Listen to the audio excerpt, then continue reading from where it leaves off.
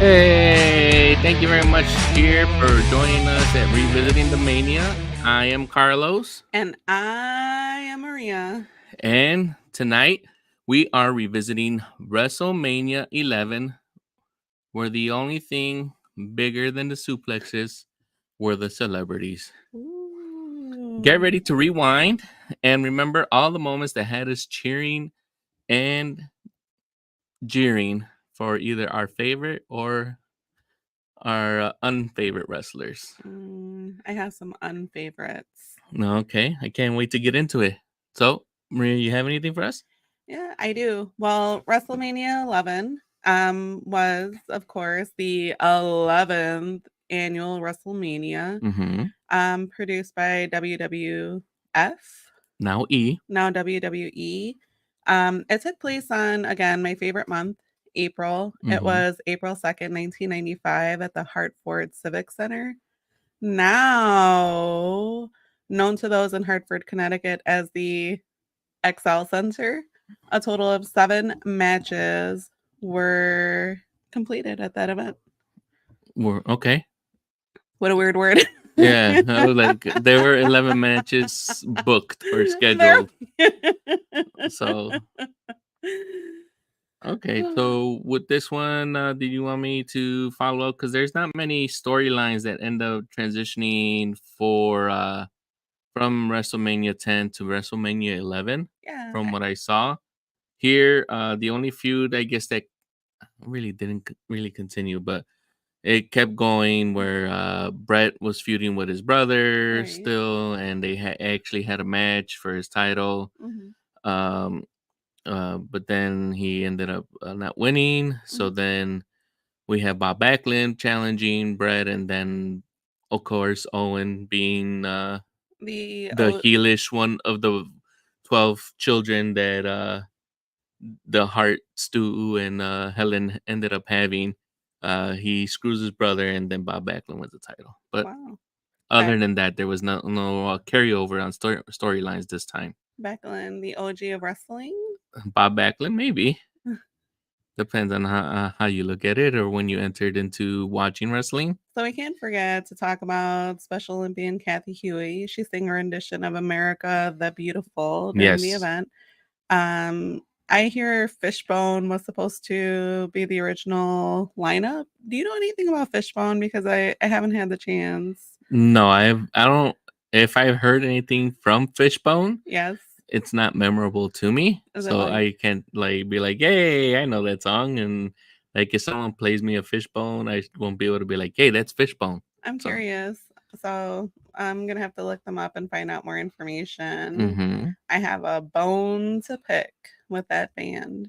So the event was attended by 15,000 fans.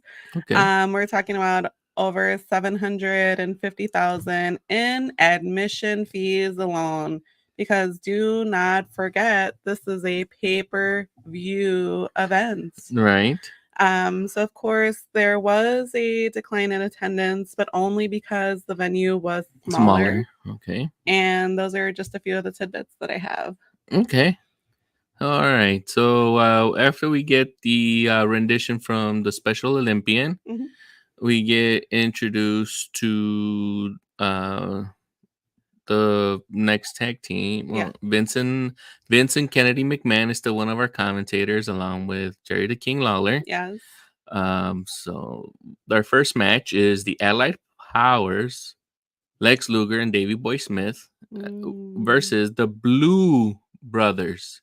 Not to be confused with the Blues Brothers, which we definitely like to talk about in Chicago. Yeah, but I think at this time, this tag team, from what I've seen, I've never seen them before, so I had to look them up. They were first known as the Bruise Brothers, Ooh, okay. and I First guess one, two, maybe they Bruce. couldn't carry that name over, and we couldn't get the Blues Brothers because of the trademark of the movie and the Saturday Night Live skit. So Wow. that's why Vince is like, what's the nearest we can get to it without getting sued? And we went with the Blues Brothers, I guess. So The Blue Brother. yeah. So you're talking about Eli, Ron, Hmm. and Jacob, Don Blue, with Uncle Zebekiah? Yeah, and I'll get to it right now as we have our first comment on our Facebook live chat from Raymond, who points out that the Blue or Bruise Brothers, depending on how you're going, since he's pointing out that these guys are ECW originals. Mm. ECW Extreme Championship Wrestling was Oh. a promotion that was mainly on the East Coast around Oh. Philadelphia. Okay. So that's where these guys would come, and that's what Raymond is referring to. So Uncle Zebekiah, you might have seen him. Okay. I'm not sure how much you were paying attention, but he becomes a manager later on, Mm. like what is this, 1995, Okay. and Who is Uncle Zebekiah he manager becomes Zeb for? Coulter, Okay. and he has this whole thing of "We the People." And I really, it's funny that you're yeah, talking about that because I recall We the People and getting a little upset with all of that. So uh, this is actually like flashing me back and watching yeah. wrestling. Okay, sorry, go No, keep on. going. No. Well, it's just like when you're talking about it, it's taking me back to some of those wrestling moments where I remember him Hmm. talking about being We the People and his whole Yeah, spiel. his whole So, little. yes. So Wow. yep. So you have a little throwback that you can connect the dots to again. So it's all one big circle. It's like a Ouroboros. Do you know, and you probably do know this for But our fans that are either watching or listening, like yes. Carlos said. So we have the Blue Brothers, the Bruise Brothers, and they also went by the name Creative Control. Yeah. Wow. So our Facebook Live chat again, they go as far back as Eastern Championship Wrestling days. How far back is that? Yeah, Raymond, because I'm not sure I heard about much of that promotion. Mm, So if you want to fill us in here while we go over through the match. Now you saw the Blues Brothers. yes. You saw the Allied Powers. I know you were a fan of Davy Boy Smith Yes. and you were a fan of Lex Luger. I'm getting a little like I am a fan, but I'm Mm-hmm. also watching these wrestling moves as we're going through matches. Mm-hmm. So So this match goes 6 minutes 34 seconds. Who were you rooting for when they first came who in? was I rooting for? You would be surprised. I was rooting for the Blue The Brothers. Blue I want to Brothers. say Brew Brothers. I know, right? I'm sure Vince did there's not some. help them with that one. They should have just stuck with the Bruise Brothers, but I understand why. But I'm sure there's like some Brew Brothers out there brewing like some awesome beer, but I was rooting for the Blue Brothers, Eli yeah, Ron and Jacob Don. yeah, Um, they're twin brothers. they are actually twin brothers. Yes, that is not something that is like fabricated, like some of the stories that we get often, like with uh, they're not really twins, but we get the Undertaker and Kane Yes. as brothers. Mhm. We actually get story brothers here too with Yes. the Guns, Mhm. Billy and Bart. But no.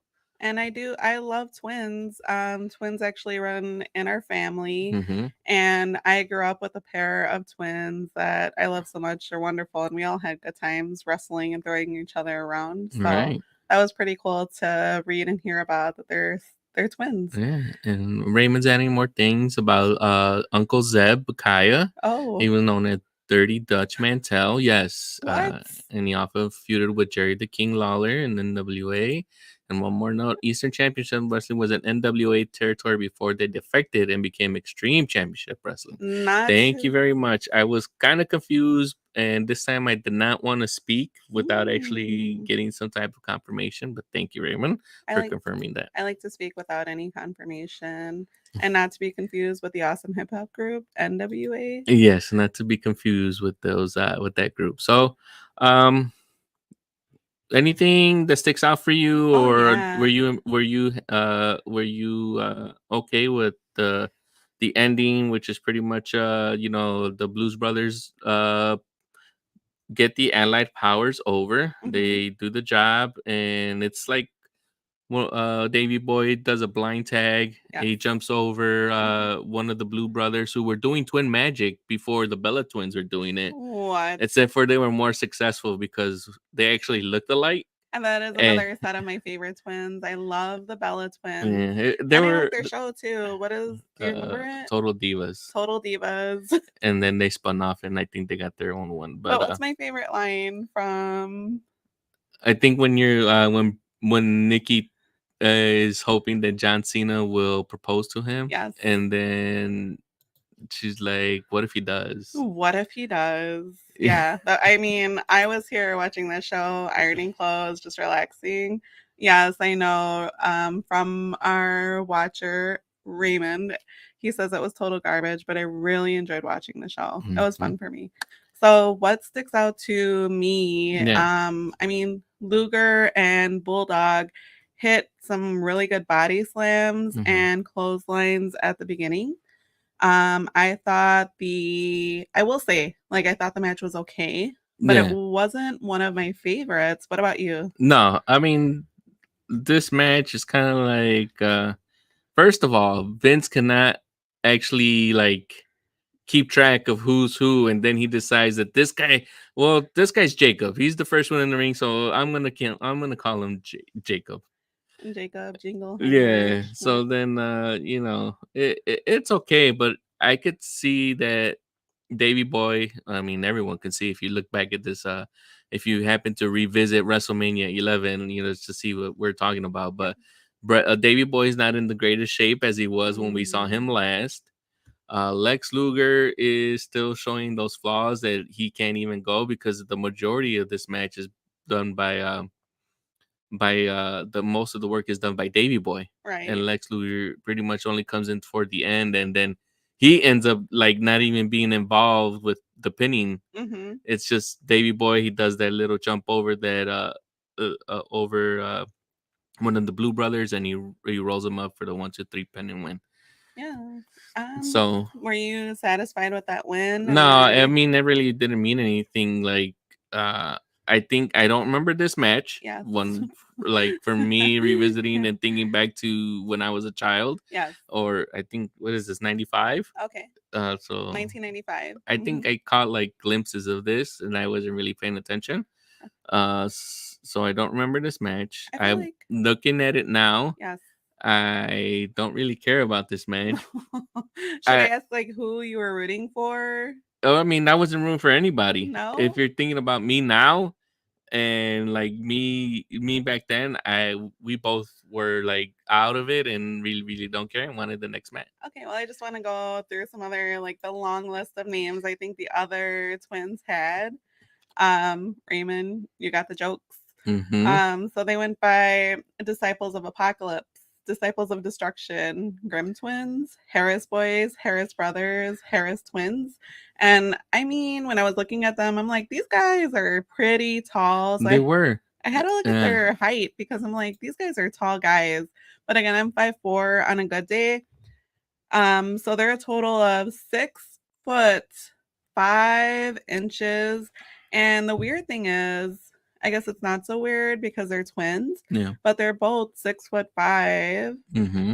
They were very agile. They're for the same 6'5". height, Yeah. which is cool. Yeah, they like normally one's taller or one's like bigger, like a little bit more heavier. Yeah. But these guys were like very, very similar. And when you talk about like who are these guys, you're right, because their first WWF debut was at this 1995 WrestleMania. Yeah. So yes, Raymond, I was rooting for this match to end quickly, even though this match is already taken part of 18 years in the past. Yes, I was still rooting for it to end quickly. So then we get a shot of Jim Ross. Jim Ross is back, but he's not a commentator. Okay. He's just like the man doing the backstage interviews. Yeah. And they're not really backstage anymore. He's doing them right as the winners or losers are walking out of the ring. What did you think about that? As far as the commentary, not so much about that, but I will say, like, out of all the WrestleManias I have revisited thus far, I pulled out that old timey word thus. Yes, thus.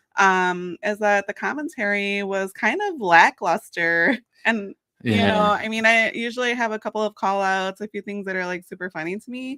But this one wasn't really calling to me, and I don't know if it's because Vince was one of our commentators. Yeah, there's a lot of things that I could say Vince can get credit for, but yeah, commentating is not one of them. So that's not his strong suit. But again, this is me being new, watching wrestling, and that was my impression. What do you think about Nick Turturro Oh yeah, Nick Torturo, of that NYPD. of NYPD. He's our first celebrity that's mentioned and shown.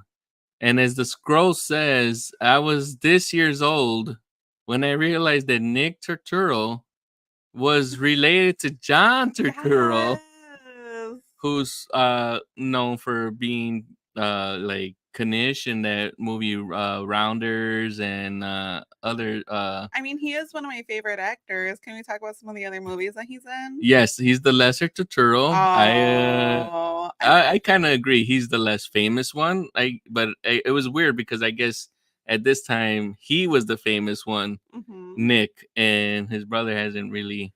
Isn't he in some Adam Sandler movies? Yeah, he's in Adam Sandler movies, just like he's also Raymond is pointing out in every Spike Lee movie.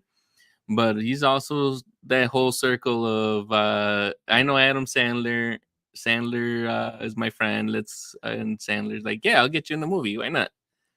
But let's be real. I can't tell you that in 1995 that I would have known that, and I would have been excited to see. Yeah, I would have been like, who's yes, this guy? Raymond, I agree. That's pretty much how I know Nick Turturro because he was the best in the longest yard. And also in that movie, I now pronounce you Chuck and Larry. Oh yes. Yes. Oh yes, I remember that. Okay. Yes. I mean, I can't say that it was amazing. No, I mean the movie's hilarious, but I'm just saying like his bits in there, like the work that like he gets. Yeah. He gets, I could say, like the most funniest like either lines or the best like skits or spots that he's gonna be in, things So like that. he's trying to interview famous Jenny McCarthy. Yeah, but there's no audio. Yeah, the audio is terrible. This WrestleMania 11 definitely had issues Oh with yeah. the quality of the audio. I mean, it happens. Yeah. We But it's not only with the quality of the audio too. There's like camera angles. Either they don't cut in time or they don't give you the best angle. And I'll get into those as we go into the matches. And what I'm finding is that that is very important with wrestling. Yes. So would you say to our listeners or watchers to revisit this one? No. No? Yeah, I agree. That's not one of my favorite matches. No, definitely not. So we can move on to the second match. Yes.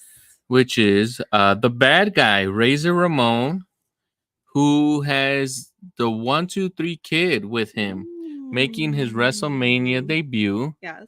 And in his corner versus Jeff Jarrett. Yes.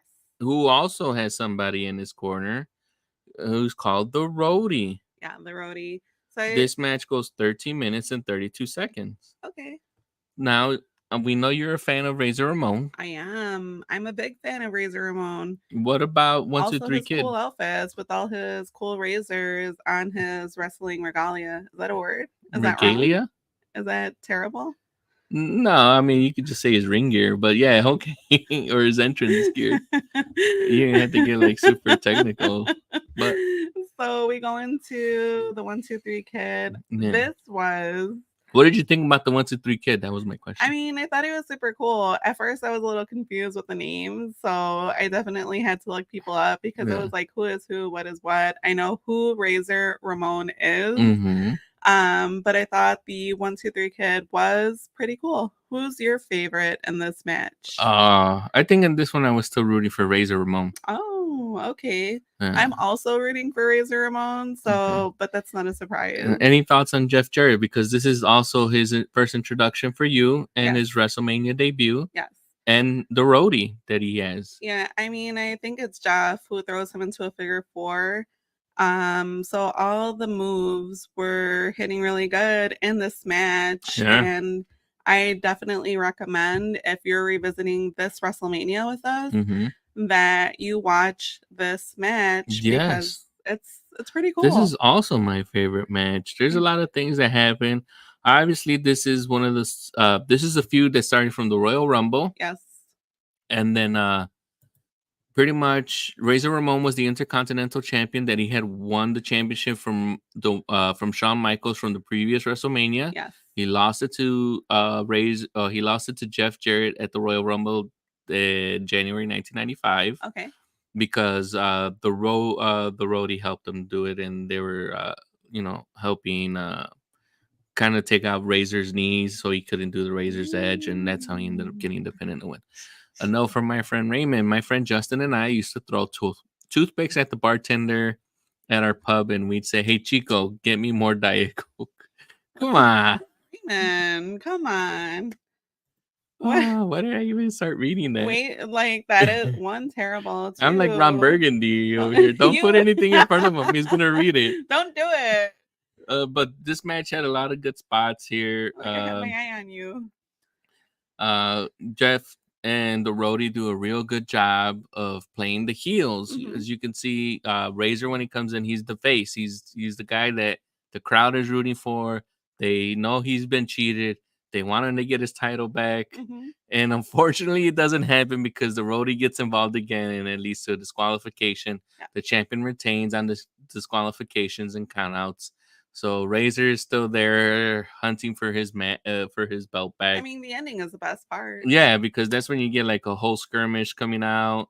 1 2 3 Kid gets in there after he's getting double team. After Razor's getting double team, they break it up, and then Jeff and the roadie recover, and then they beat up 1 2 3 Kid.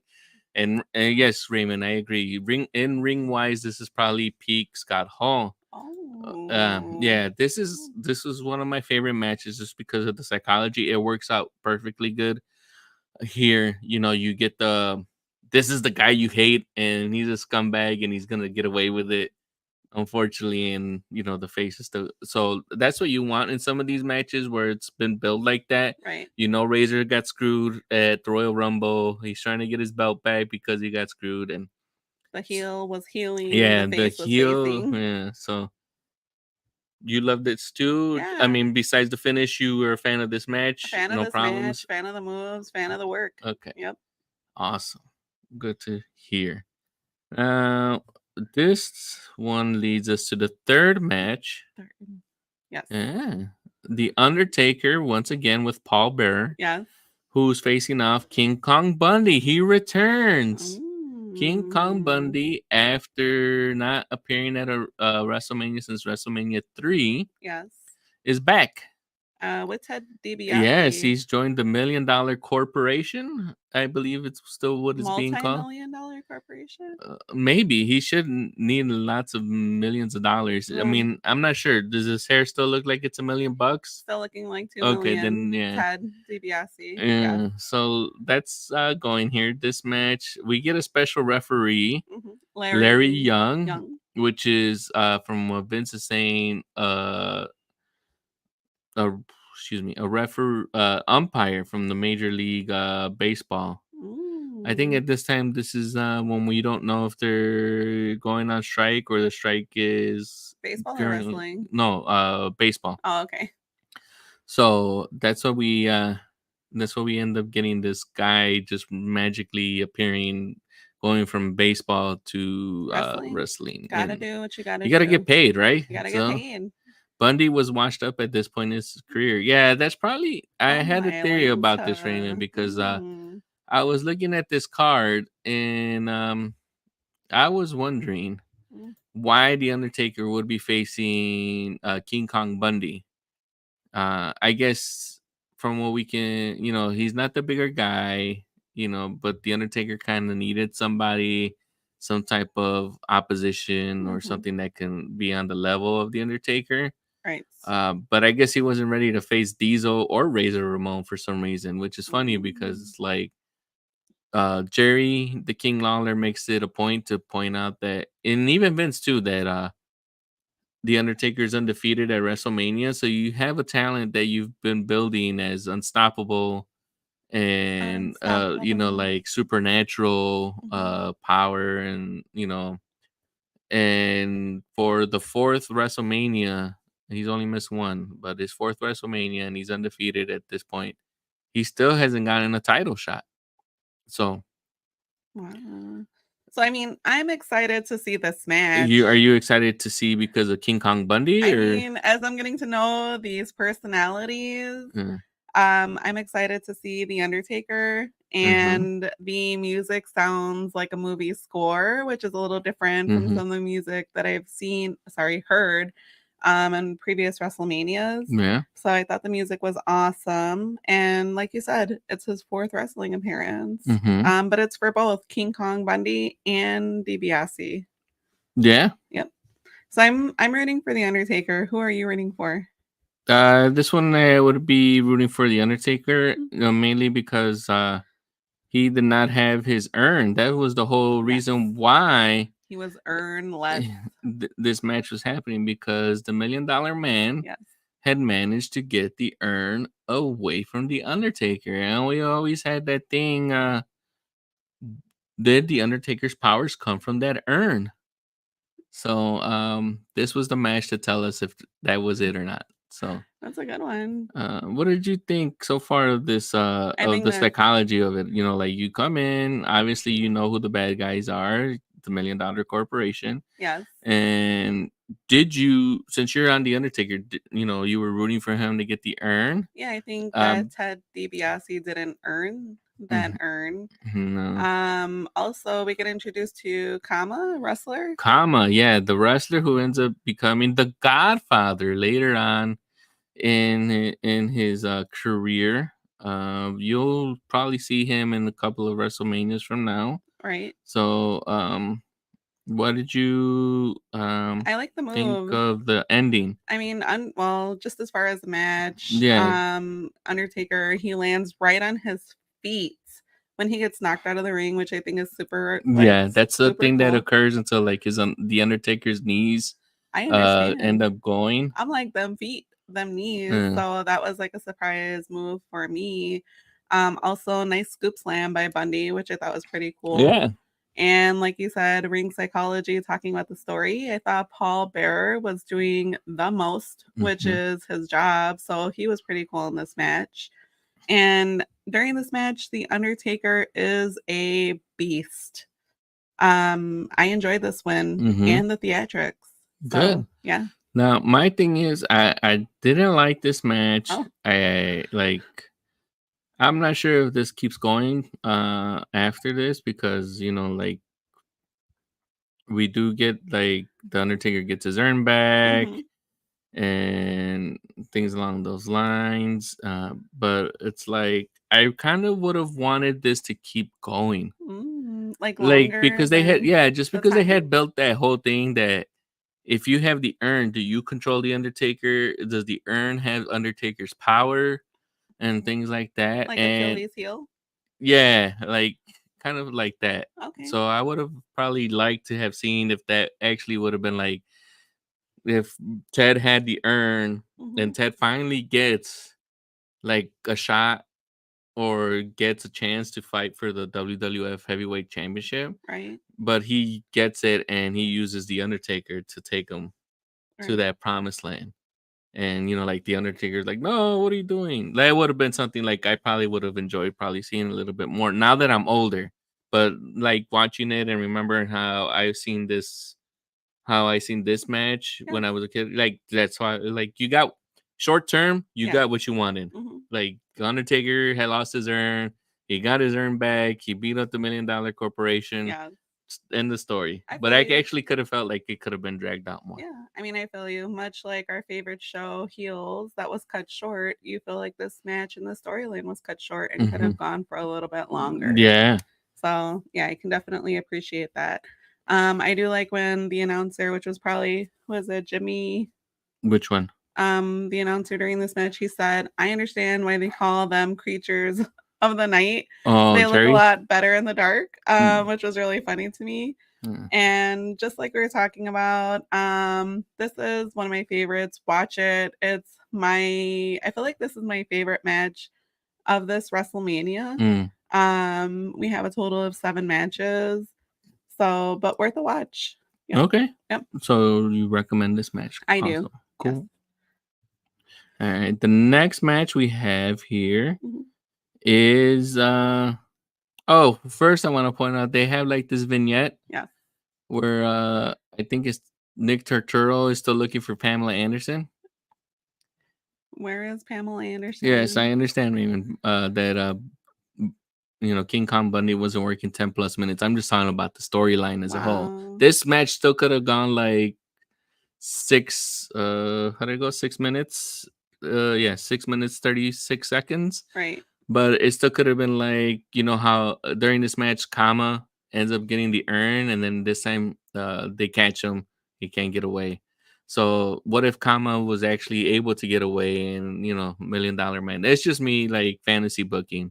Mm-hmm. So but thank you for That's, bringing that up. So that's what we're here for.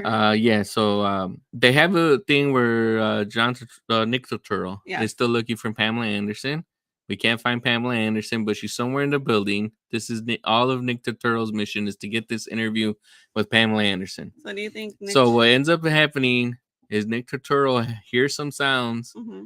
and why does it show Bob Backlund and Jonathan Taylor Thomas of Home Improvement fame so playing with Bob Black, playing chess, right? Yeah, they were playing chess. They were playing chess in the dark. I felt like he was wearing an ascot.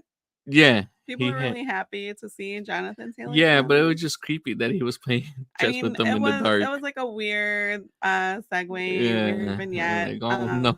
But also like a fan of Jonathan Taylor Thomas because we all grew up watching, what was it? Home Improvement. Home Improvement. So, you know, we were all there watching those three brothers and that family for years, and that was pretty cool. So I was excited to see him. Yeah. Do you think Nick Turturro was doing a turtley? He was he was doing a turtley. He did his best. He got paid and he probably had fun. That's what it's all about. So with that said, yeah, we move on to the next match, which is Owen Hart with a mystery tag team partner. Who could it be? Who could it be? Believe it or not, it's Yokozuna.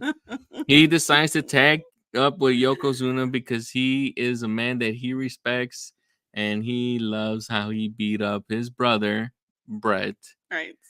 And won the heavyweight championship from him. What a storyline. Yeah, and this leads me to what the banner saying below. Why is Owen still not getting a singles title run? Like at least maybe the Intercontinental Championship.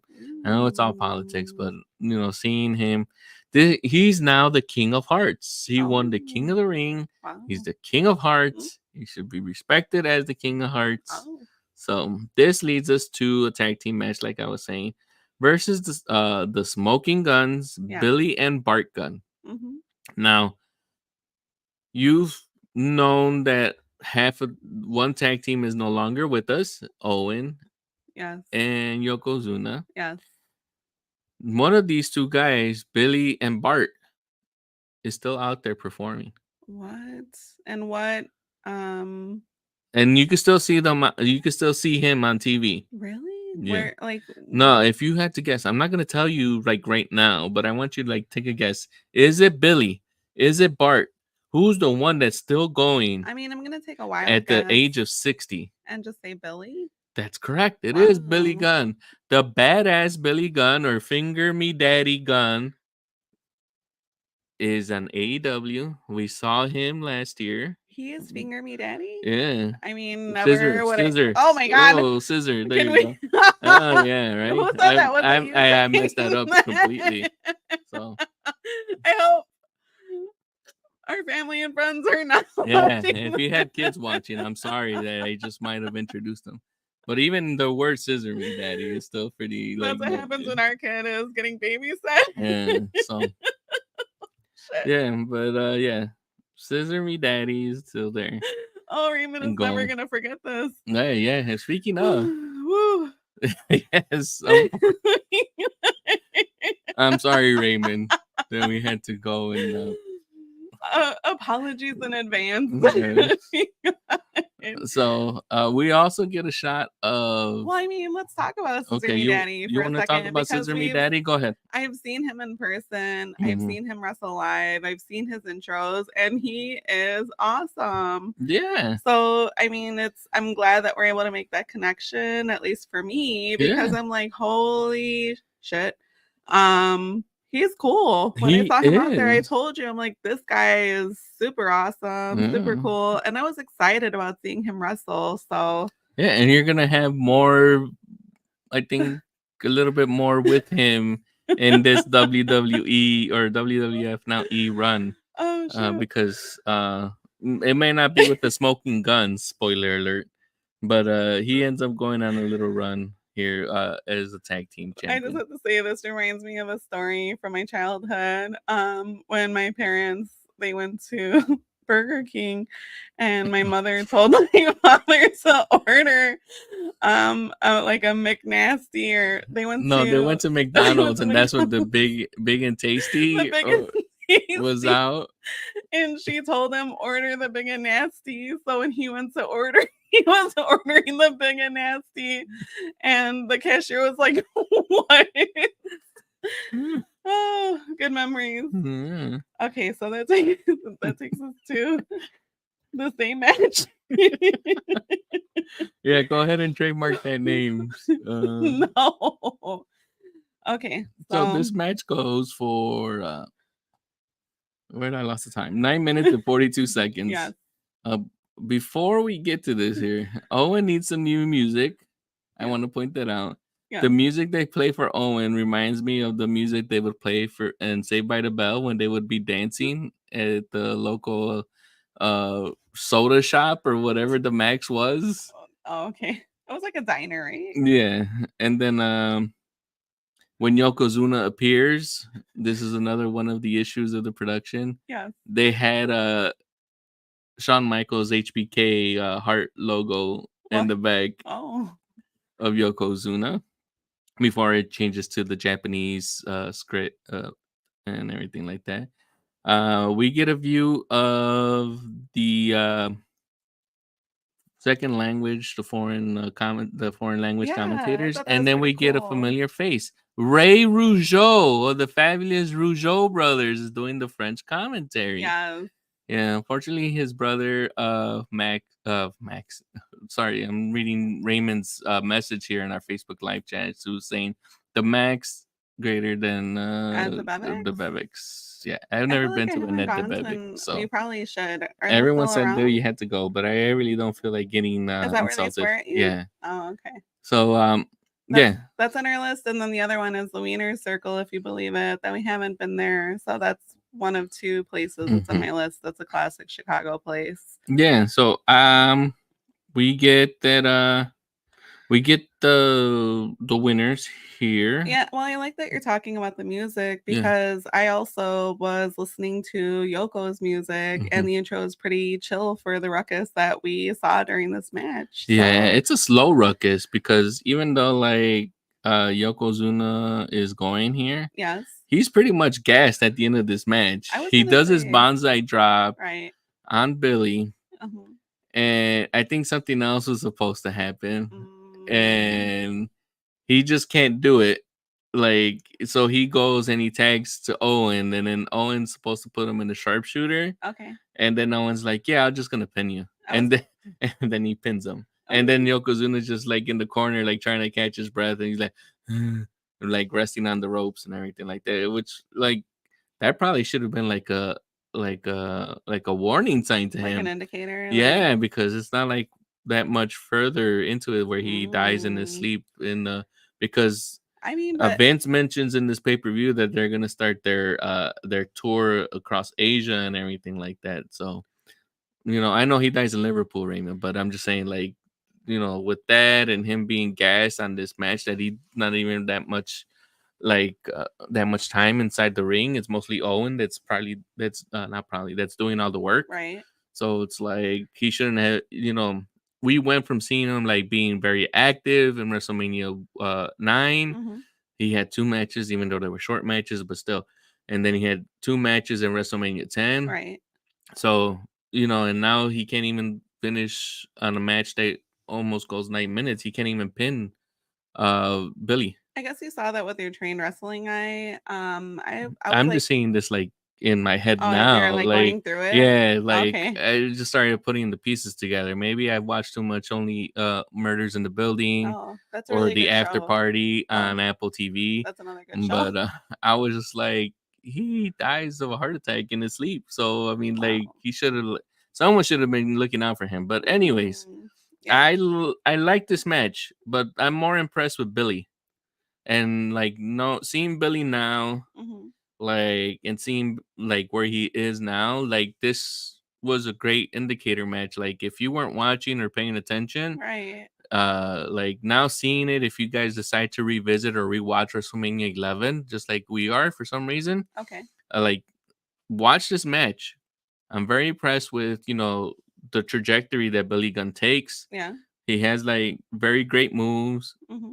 They have this one where Bart lifts up uh Owen. Yes. Obviously, it's only gonna be Owen. I don't know why I started on that one, but Well, picks him up and he has him like he's gonna do a sidewalk slam, but he had already tagged Billy. yeah. And Billy comes in and does a very high jump leg drop, Hmm. which is what ends up becoming like his finisher is called the Famouser Oh, okay. because he ends up being known as Mr. Ass, so it's like Famouser. Wow. But That's he does that. It's what? pretty much like the guy's What ducking is that? down and he jumps and puts like his leg. It's kind of like a super leg drop Okay. kind of thing. So this is kind of like the beginning of that finisher. Hmm. If you're actually out there like a fan and paying attention to it.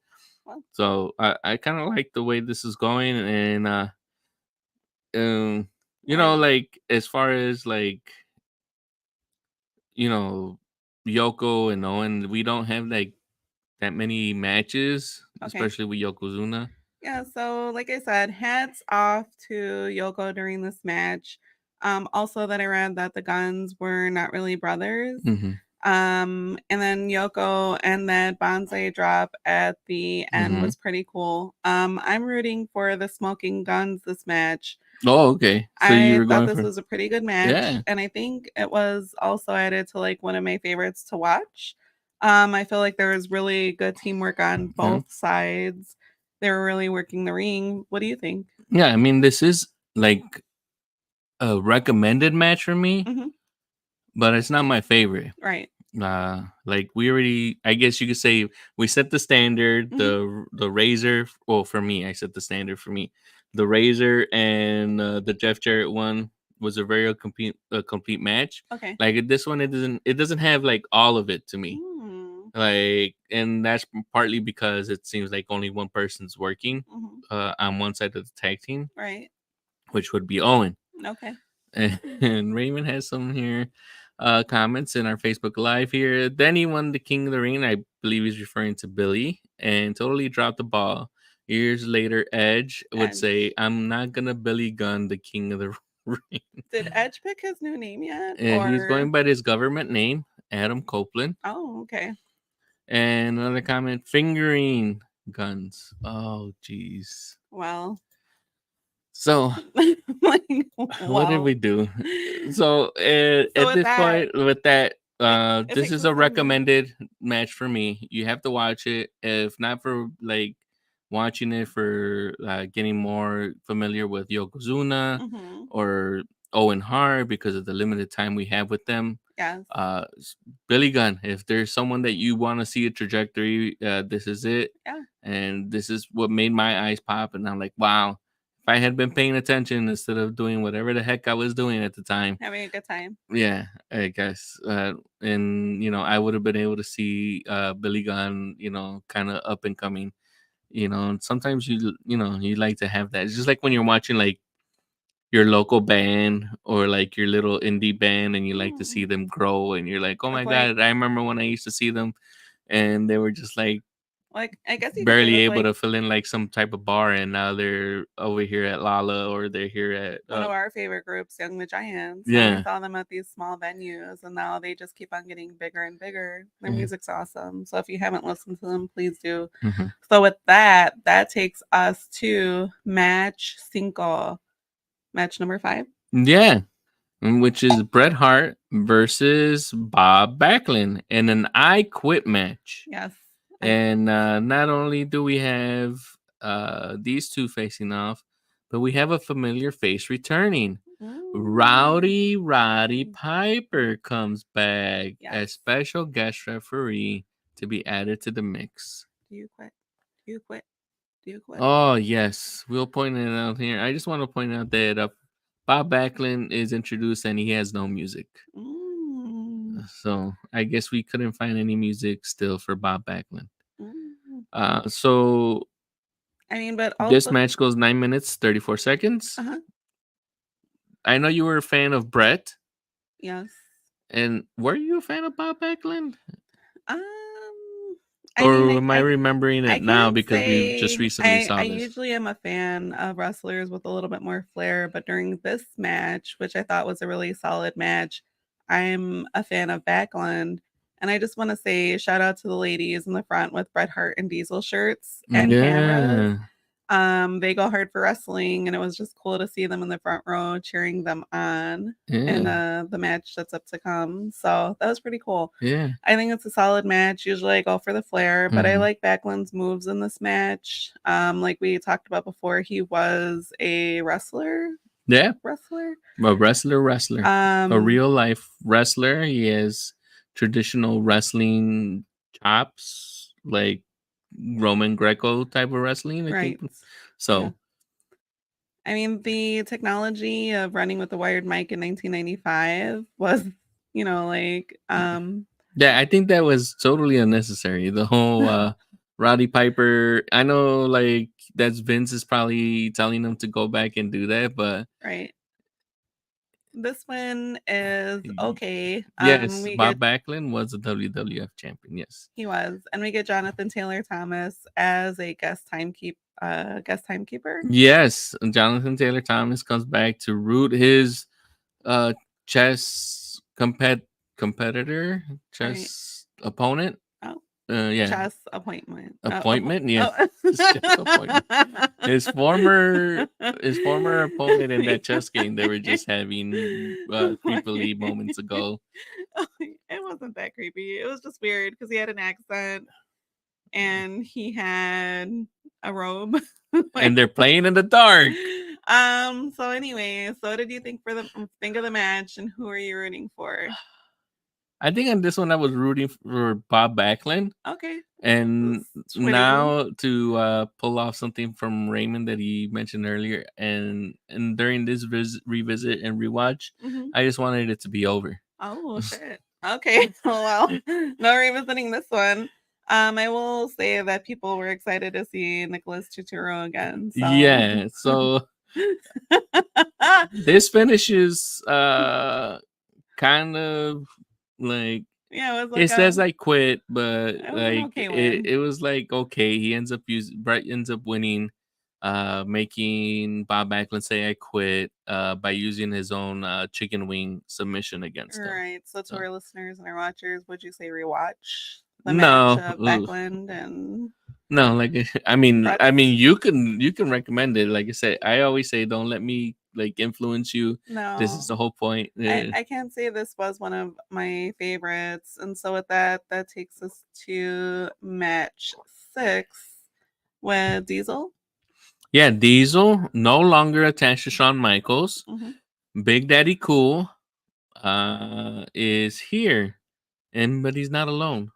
Who is he here with? He's here with Pamela Anderson of Baywatch fame. I almost said 90210. And then she was also on the cast of Home Improvement. He was the first Tool girl. Did you watch? Or she was the first Tool She girl. was. Mm-hmm. Wow.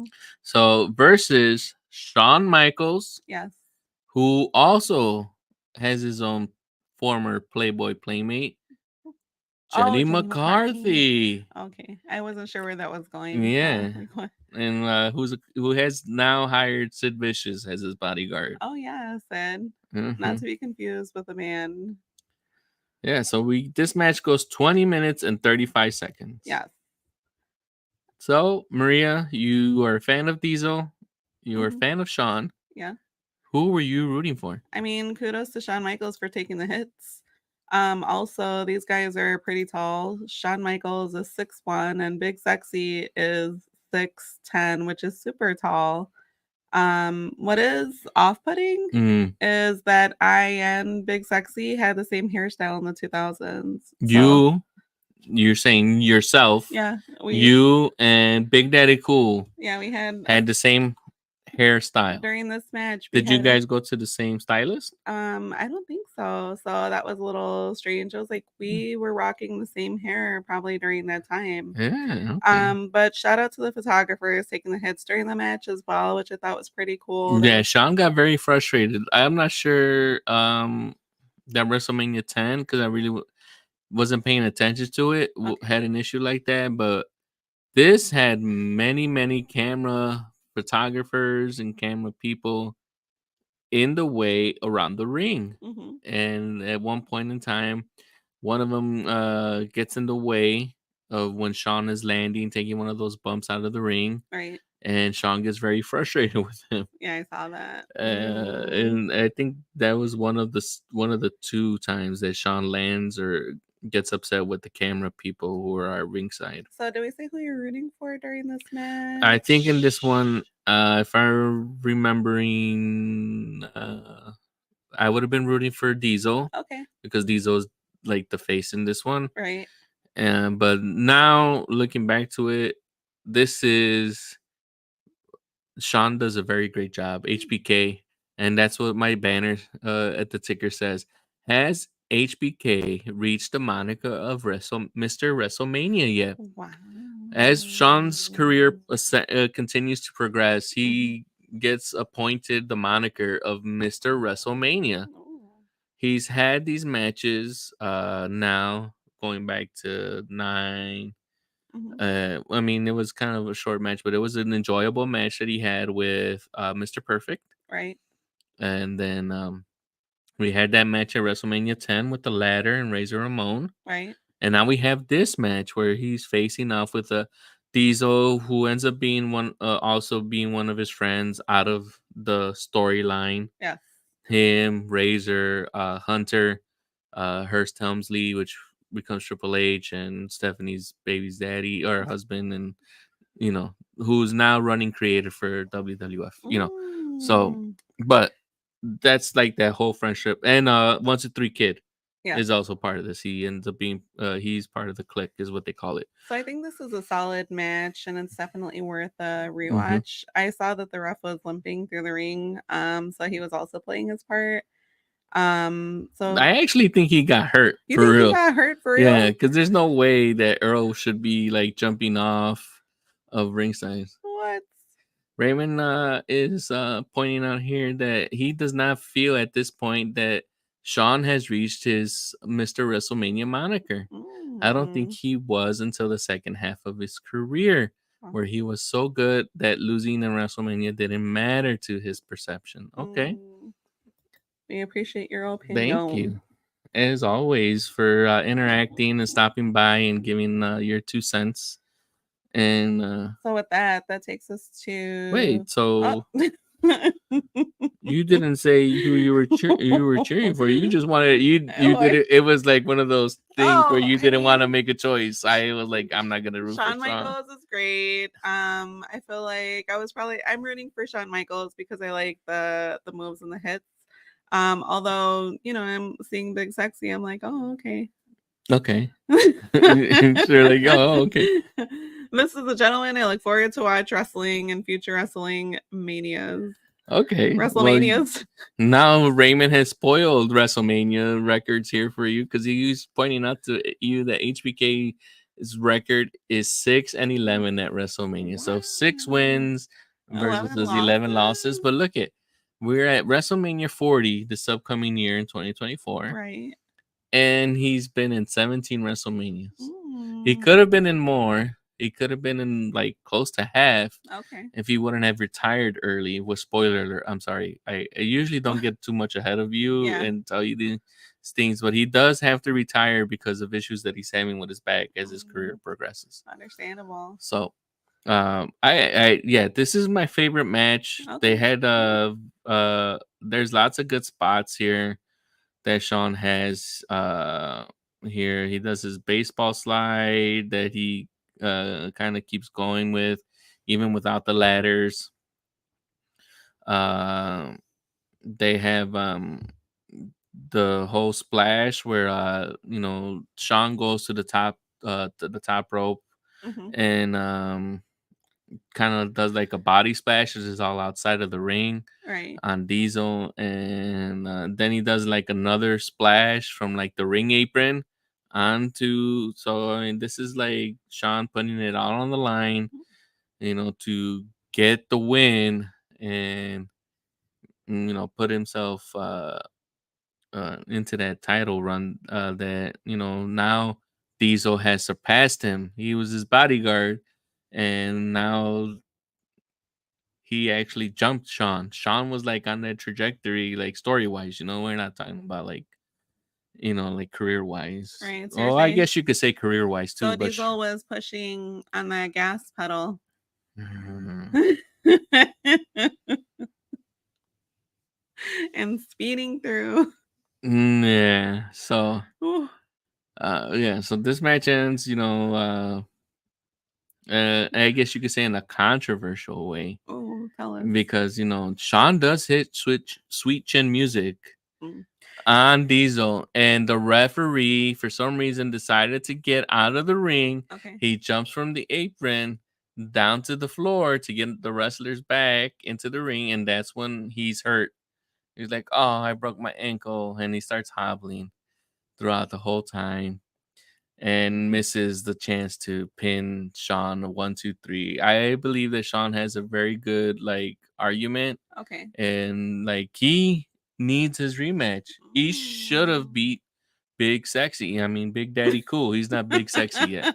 He becomes Big Sexy when he leaves. I can't forget the name, so it's been sticking. So it's been sticking. It's stuck in my head. So, but overall, this is my favorite match. Not only because of Sean's theatrics, but this has a real good thing where it's like um it kind of like flips where you think like like Sean's the bad guy, Mhm. obviously, but he's not like full bad guy. Like normally they would like Sid would get more involved, Right. or like Sean would try to like get Sid to hand him something, like traditional bad guys, like we seen like the $1 Million Man do, Yeah. gets like Virgil to hand him the $1 Million belt or use some type of outside weapon or object for him to get the win. Right. So it's like I feel like during this match the whole like psychology kind of flips. Yes. Like you might have just heard me saying like, yeah, Sean's totally right. He was screwed. He should have been champion. Mm-hmm. But when he came into this match, he was the heel. Right. You know? People were cheering for him. Yeah. Yeah. And I mean, why not? He has a point. HBK was right. He was wrong. He should have been champion. Wow. What about you? That's intense. As far as that I think he was Yeah. robbed and he should have been Yeah. champion. I mean, I'm sticking with Shawn Michaels for this match. And so you were okay with the finish that Diesel I was wins, okay he with. gets jackknife power bombed, and that's it. Yeah, I mean, satisfied with the win. I thought this was a solid match, worth a rematch. I mean, a Worth a rewatch. So that takes us to the main event, the main event. which is why is this the main event? Now I can give you like a little bit of recap, but here we have a Hall of Fame football player, Lawrence Taylor, Yes, who played for the New York Giants. Now this whole like feud or this whole skirmish or whatever you want to call it, in particular took place because Bam Bam was at the Royal Rumble. yes, He was going to go for the tag team titles. They were vacant at the time, right, and he's partnering up with the Tonka. yes, And they're in the match, and they're like Bam Bam is out on the outside, mm-hmm. and someone's just like talking to him and talking to him, and Bam Bam's had enough, and he swings at the person, and that person happens to be this former football player, Lawrence Taylor. LT. LT, as they call him. So this pretty much starts this whole thing and like build up and rivalry or whatever you want to call it. Right. That leads us to Lawrence Taylor and his Pro Football All Stars in his corner versus King Kong Bundy and Bam Bam Bigelow with King Kong Bundy and the rest of the $1 Million Corporation in his corner. Right. And here we get Pat Patterson as special guest referee. Mm-hmm. Now, you may not remember Pat Patterson, but you have seen, I guess, some type of characterization of Pat Patterson. Okay. I believe he makes like a brief appearance in his history in the like Rock stories in this past season in Young Rock season 3. Right. But he's the one that is talking to the Rock and trying to convince him to come back to WWF. And then they have that whole backstory where um uh I think it's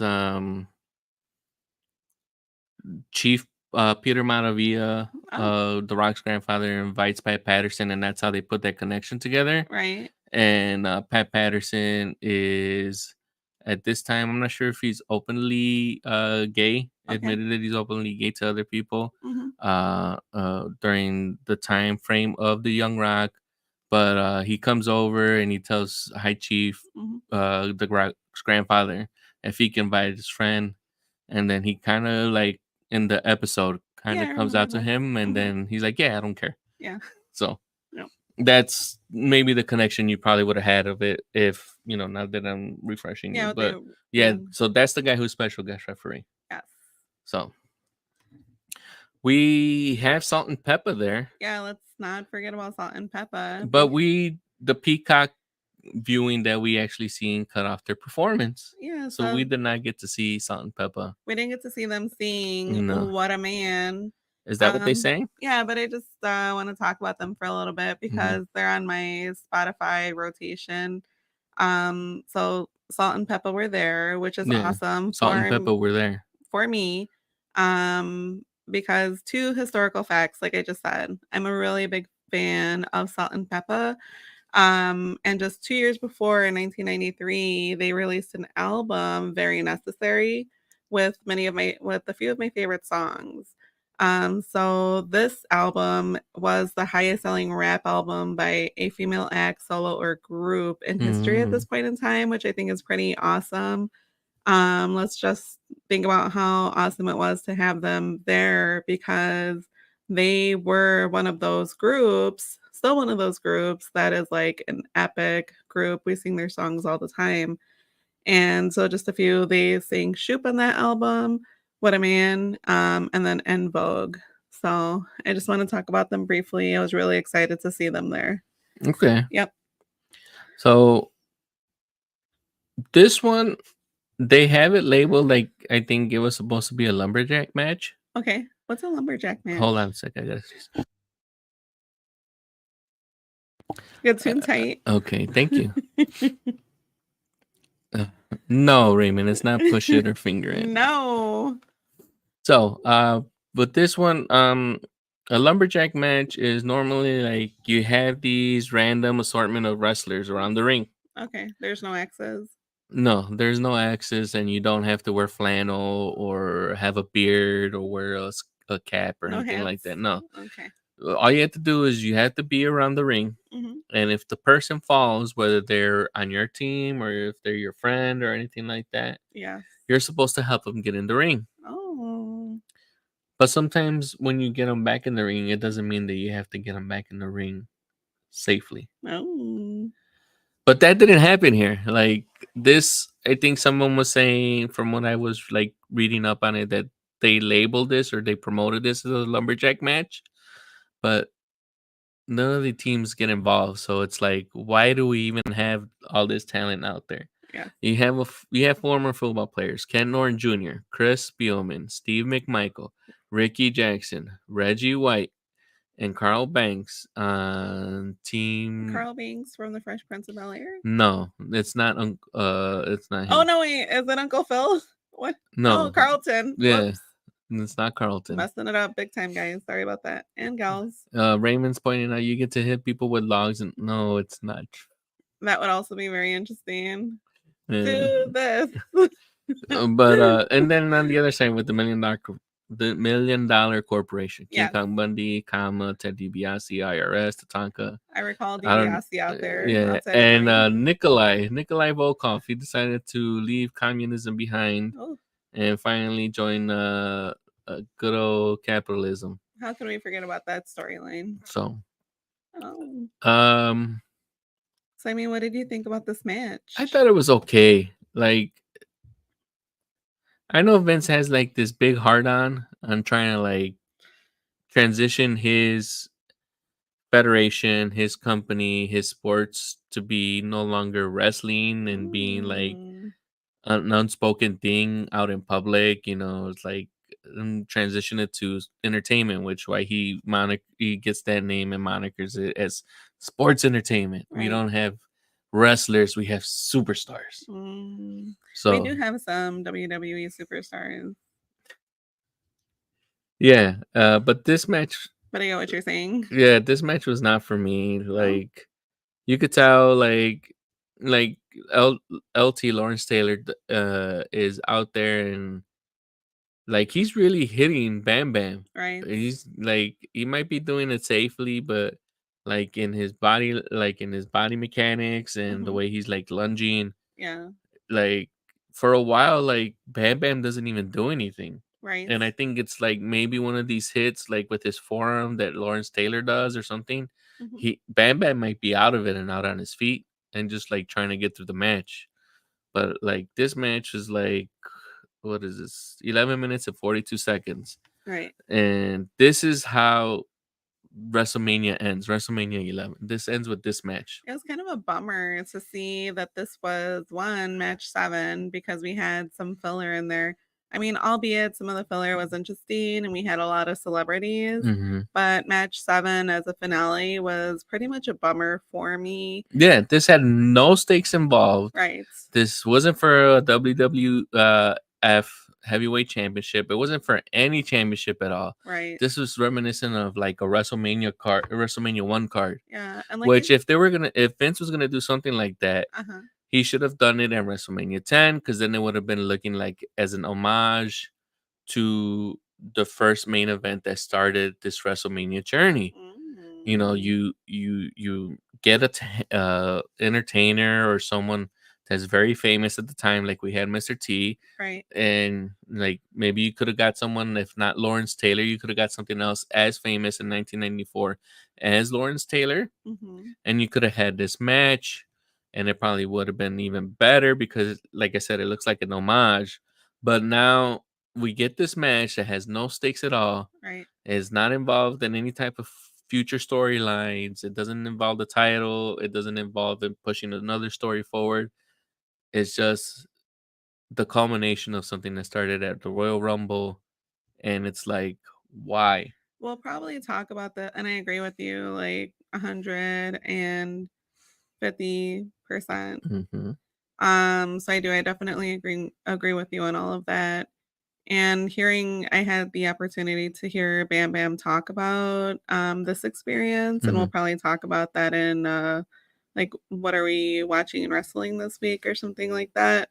So one is that Bam Bam, I think, made maybe $1,000 for this WrestleMania. I could be wrong, so don't quote me. I still need to rewatch that because it was pretty interesting. More interesting than this match.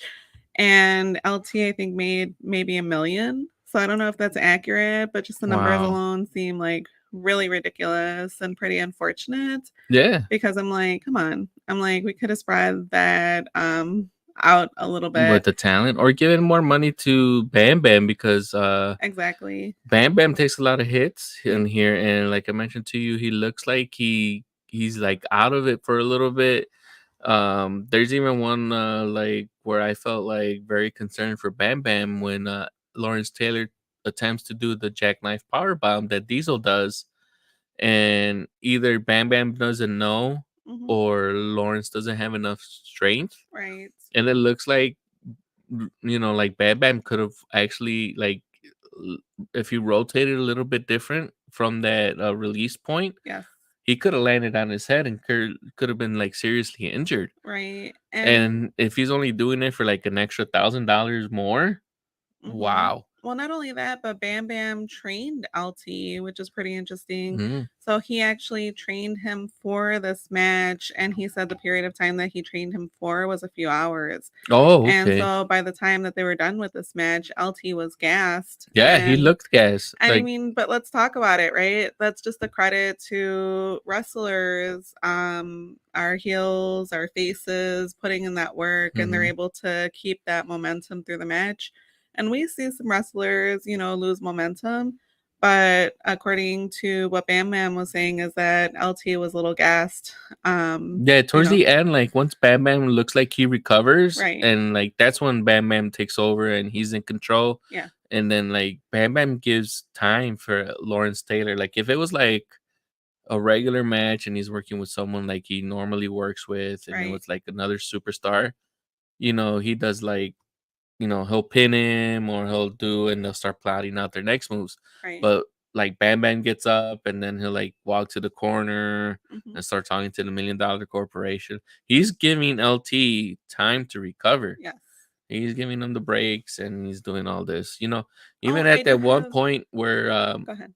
Sorry. Bam Bam gets up and he does like the moonsault, he goes for the pin, and I guess maybe the ref tells him, or maybe Bam Bam knows that this isn't the finish Yeah. because obviously he's not going to win. But I think he knows that Lawrence Taylor isn't going to get up. Yes. So instead of waiting for Lawrence Taylor to kick out, he rolls off and he pretends like he hurt his leg during that moonsault because he knows, Bam Bam knows he's not supposed to win that match. Mhm. And, because Lawrence Taylor has to do it. I just want to point out a comment here from our viewer It's a Raymond. really nice quote. I love when The Miz said, "I am not a wrestler. I do not wrestle. I'm a sports entertainer. I sports entertain." Yes. And I can't wait for us to get to that point of Good one. WrestleMania because The Miz is one of the guys that I feel that understands the business and he knows his like role. Like lately right now, he's built up his reputation, his like um like he's won championships, he's been in the big picture, he's won a Money in the Bank, and things that the accolades that people feel a champion should have. Right. And now he's using that to like put people over, and even the celebrities Mhm. like that come in, like Bad Bunny or Logan Paul. Vince started pairing them up with him. Right. And you don't do that for somebody who's never wrestled before Right. or doesn't know the business, unless you trust that one guy, which in Mhm. this situation would have been The Miz, Right. is able to make them look good and make your company look good, and by not hurting them. And I'm a fan of The Miz. And then just a few interesting things that Bam Bam was talking about. He said that one of the connections between why he even was wrestling with Mhm. LT is that I think Lex Luger Luger was out on a golf.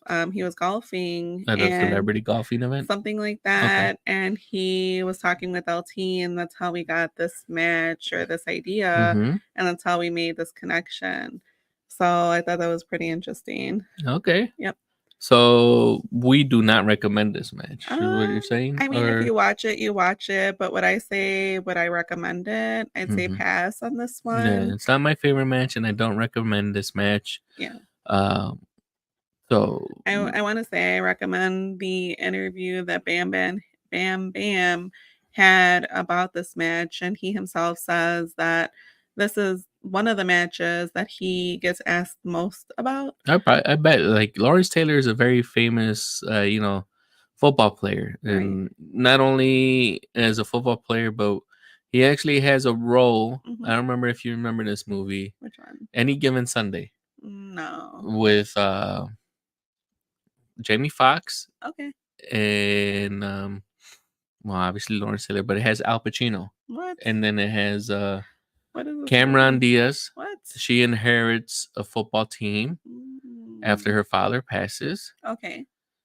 I Uh, feel like we have to watch this one because was he in The Waterboy, Raymond? I don't Really? remember him in The Waterboy, but I'll have to rewatch that. But thank you for letting me know. But he's in there one, and he's the guy that they call Shark, the linebacker in Any Given Sunday. I'm not sure if you've seen this one, but No. he has a line. Basically, he's a football player. He's Right. near the end of his career, Right. but he has to hit a bonus. Mm. And this bonus is, I think, if he gets one more tackle, like towards the end of the season, Okay. he earns $1 million bonus. What? I'm so curious. And I don't want to tell you because you haven't seen it, so no, and I feel like watching it because I am a fan of it's a Cameron. very good movie. Well, I just have to ask now that mhm. we're talking about the Water Boy Raymond. Was Turturro in the Water Boy? Because isn't he a friend with? I don't think he's Nick Turturro. Yeah. I don't think Nick Turturro is in this the Water Boy yet. Mm. He is in that movie that Raymond had pointed out when they do the remake of The Longest Yard. Yeah. He's one of the guys that ends up being like the little running back, but he's also like the cheerleader with Tracy Morgan. Right.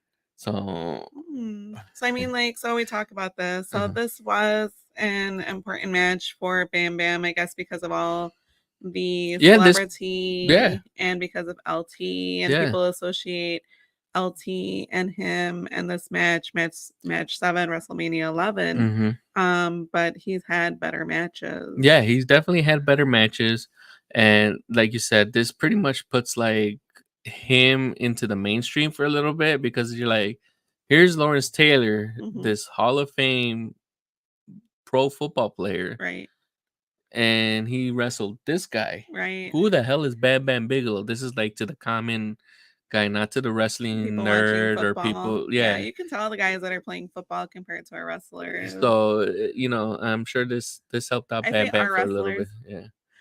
So and then again, no hate to LT. I don't watch football, have no idea like what his history is. Sure he's a pretty cool guy, but it's just as far as the wrestling in 11 for this match, it was pretty rough. So I'd say pass. There is one football player in this bunch that actually transitions from being a football player into a wrestler. I'm so curious. And I'm gonna read you these names. Oh shoot.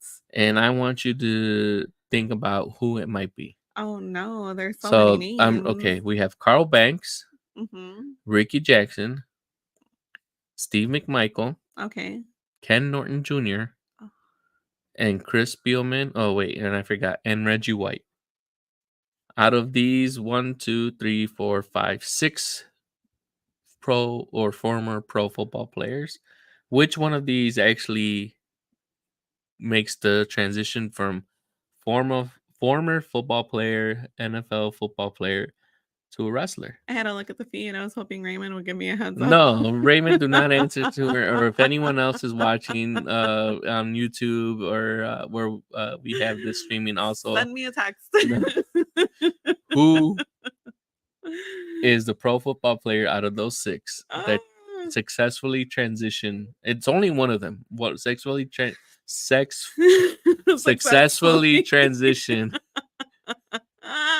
We're gonna get shredded after this episode. No. I'm gonna give a wild guess. Stephen McMichael. That is correct. Holy Steve McMichael, former Bear, former Green Bay Packer. What? He comes back and gives it a whirl down in WCW. Oh my god, we're gonna get in so much trouble for this episode. He is he comes in and he becomes part of the stable called the Four Horsemen down in WCW. But he does have a good little run of wrestling. I believe it's maybe like 5 or 6 years. Yeah. So wow. Yeah, he did it.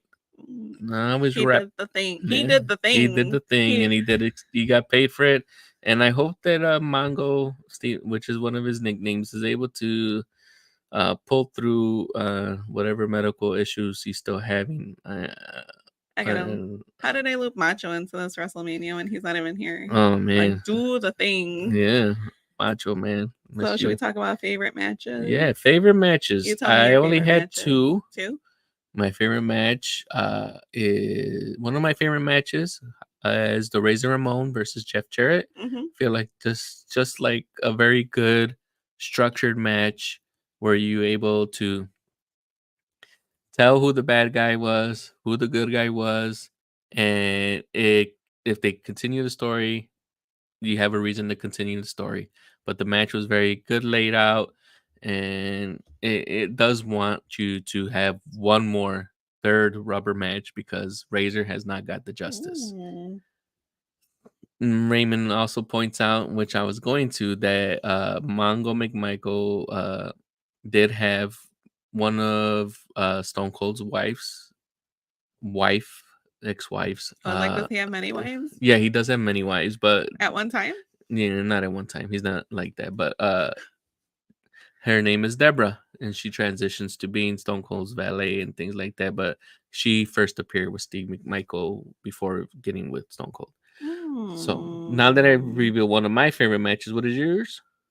What are my favorite? Well, we'll go back and forth. You give me another one.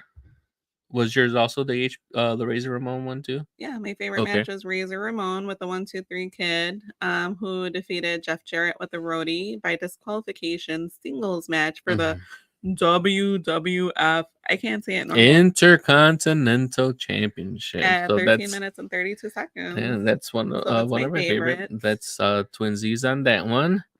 And then my other favorite match is the HBK versus Diesel match. Yeah. Raymond may not agree with me, but I believe that this is still the ascent of Mr. WrestleMania, Shawn Michaels. And it kind of like culminates to one of my favorite matches that I love from Shawn that's going to be coming up here in the next WrestleMania 12, the Iron Man match between himself, HBK, and Bret the Hitman Hart.